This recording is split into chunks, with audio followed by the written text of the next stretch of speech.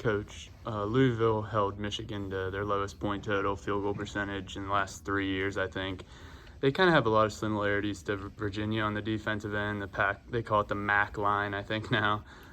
It's the straight line drives and stuff like that. How do you prepare differently against a team like that? Well, you try to figure out what you can do to have some success. One of the big things is that you have to make shots. They don't give you a lot of driving opportunities. A lot of easy stuff at the basket. They do a great job of doing that. I think their defense is so good because A, they're older. Usually when you're older, you have a better concept of defense. They're very, very, very connected on the defensive end, and they have a really good mixture of size, length, and athleticism. And they have some like size, so they can switch some things. So again, we have to be sharp. We have to be strong. They really thrive off of turnovers, live ball turnovers. They get out the transition and really attack you. And then we're going to have to make some shots. I'd just like to say, this is just another game for any game. Is this just another game? No, it's an amazing opportunity for us. I mean, amazing opportunity, and we're excited about it. It's not just another game, it's a conference game. It's our first conference road game, and we're playing against the #1 team in the country. And we know it's an incredible challenge, but as a player and as a competitor, you want to be in these situations, and so we have to go and try to make the most of our opportunity. Jeff, how do you deal with them defensively? They got like these big guys, and two of them shoot 50% on threes. How do you guard them? We just have to guard them. We have to do what we do. We've been pretty good defensively, so hopefully we can do a great job. We have to have an awareness for Wara.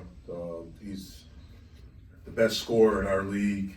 He's relentless in his pursuit to score the basketball. He can do it at all three levels. McMahon can shoot the heck out of it and shoots it with great range. And then they have a monster inside in Enoch. And then the rest of those guys fill their roles, I think, at an incredibly high level. And I don't mean that in a disrespectful way. I think every player is a role player.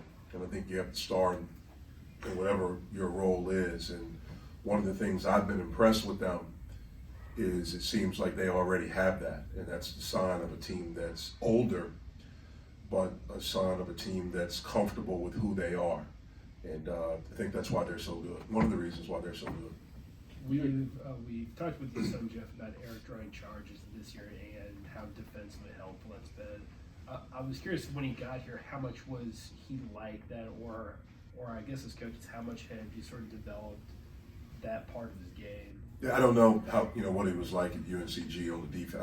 I didn't watch that. I didn't see that, so I don't know. But right away for us, he can. He gives us a little bit more pop as far as his movements, and he does a good job. You could tell that he was coached well. He came from two programs that have outstanding coaches, in Greg Marshall at Wichita State and Wes Miller at UNCG. So you could tell that he had concepts down already. And you think about it, he's been in college for 4 years.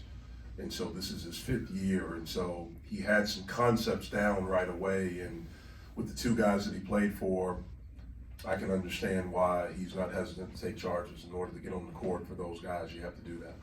You acknowledge that this is not just another game. Do you get that sense from your players as well? Is there a heightened sense of focus in the preparation? Well, I think we're always focused and try to be prepared. So I don't think I wouldn't say it's anything heightened. I think they're excited about the opportunity, but I wouldn't say anything heightened. To me, if I say that, then it means that we don't take every game serious, or we don't take every game at the highest level, and that's not what we do. We've tried to adopt the theory, or the mindset, I should say, not the theory, the mindset since I've been here, that every game's the most important game because we're playing, but it doesn't matter who we play. We're not there yet, but we're taking some steps, and but I do understand this is a huge opportunity for us. How was, from your view, how was Chris Mack able to make his transition to Louisville so seamless? I mean, he's a really good coach. That's the first thing. He did a great job at Xavier, And then, he inherited a program that's a national brand. Although they were going through some turmoil, they had one of the best coaches in the history of our game that was at the helm there and did an amazing job. And, it certainly helps. And I'm sure Chris will be the first one to tell you when you can get a Wara and an Enoch and a McMahon and a Sutton, Williams, those guys, Perry. And I think what he and his staff have done, I think they've done an amazing job of developing those guys. You look at Enoch when he was a freshman, didn't really play that much.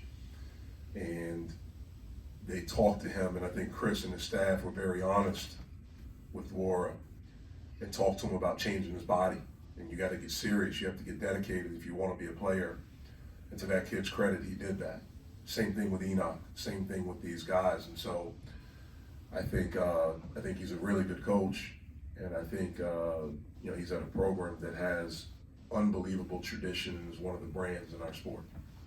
We saw Champagne getting shots up after the Rutgers game, long after everybody was gone. How have you seen him respond to his performance in that game? Obviously a letdown, but how have you seen his response? Well, I'd like for him to have terrific games all the time, but I understand that he's a freshman, and so he's going to go through ups and downs.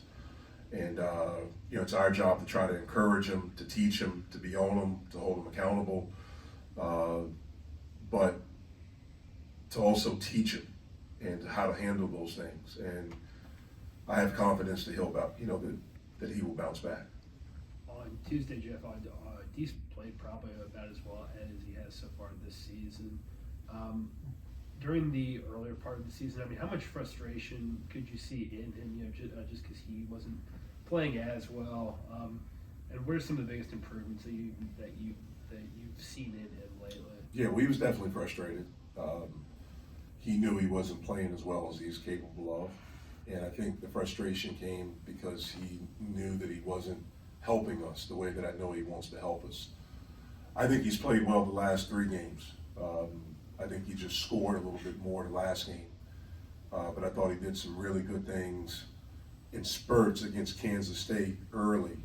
I thought he played very well against Northwestern, and obviously very well the other day against Rutgers. I think he's gotten back to slashing and offensive rebounding and defending and talking and just doing those things and not worried about making mistakes or fearful of making mistakes. I think he's just going out and playing.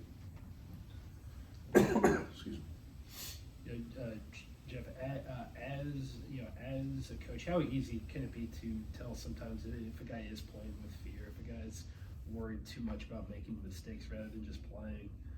I think it's pretty normal for a young kid, for a guy that's young, that's new, to be that way. And we're still fairly young. It's something that you can see. I think when guys have confidence and understand, and one of the things we want them to do is to be instinctual, but we have to teach them how to do that within the team concept. But it's something you can usually tell. With a lot of the young guys going against an undefeated team at their place in a hostile environment like that, do you tell them anything differently heading into a game like that? Not really. Just, we have our process of what we do, and we're going to approach it. We're going to approach that the same. Our preparation will be the same. It'll be high level. We'll talk about what we want to do defensively, the opportunities that we think will present itself offensively, the keys and the things that we need to do. That won't change. That will never change, no matter the opponent. And maybe they talk about it amongst themselves. Some of the guys that have been here, maybe they talk about that, but that's not something we talk about. We just talk about the amazing opportunity that we have to get a conference road win. This is a little bit off topic, Jeff, but Jay-Z turned 50 yesterday, which is kind of hard to believe. But I know you're a big hip hop fan. Who would you put on your hip hop Mount Rushmore? How many? What was that? So 4. Rushmore's 4, right? Yeah. Jay-Z, Big, Nas.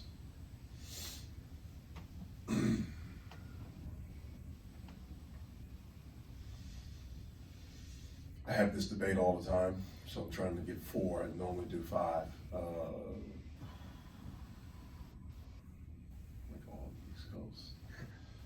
I'd probably say Andre 3000. And who's the fifth one? The 5th one would probably be Rakim. Maybe Snoop. They would send me to Google. Same as you have, Jared? Yeah, that's my 5. You know, with the 4th and 5th, a little bit of geographic diversity there. I guess having Snoop and Andre, because otherwise. I wouldn't have Snoop, but that would be like albums though. So it all depends on it. All right, see you guys.